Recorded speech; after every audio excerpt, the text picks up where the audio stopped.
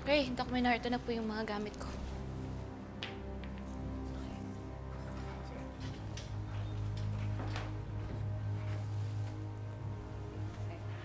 Let's check it.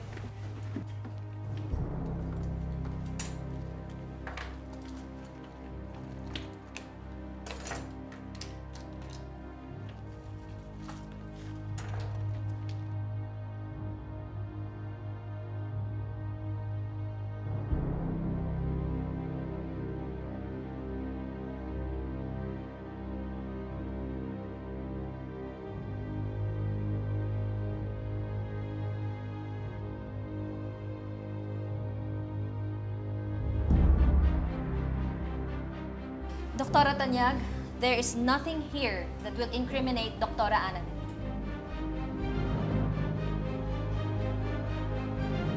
Kahit dito, wala.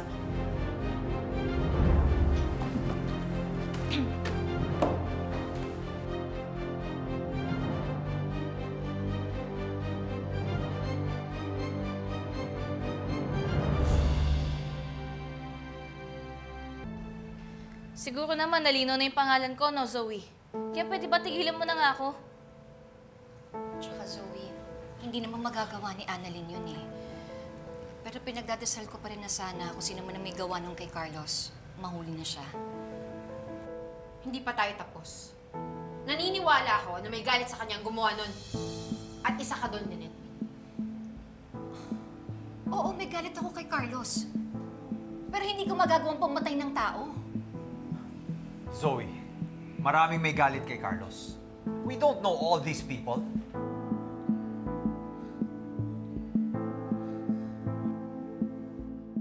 Doc RJ, Tita Lynette, pasensya na po kayo. Nag-aalala lang po si Ate Zoe para kay Dad.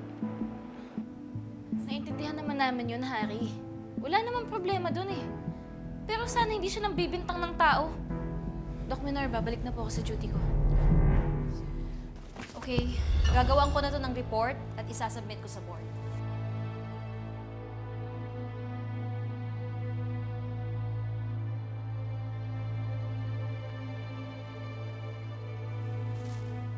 Ano yan? Ano yung nahulog sa coat mo?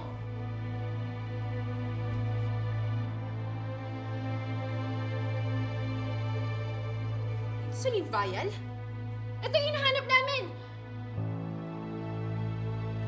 Doc Menor, tingnan mo! Sabi ko na nga ba, guilty ka eh! Liga dito! Zoe! Huwag mo saktan si Annalyn! Ipagtatanggol mo pa rin yan? Kinakita lang ang ebidensya? She tried to get my dad!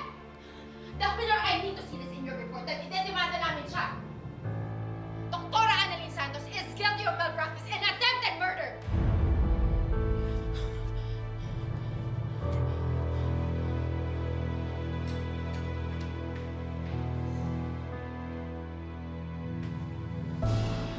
Harry, hindi sa akin yun! Hindi ko alam paano napunta sa coat ko yun!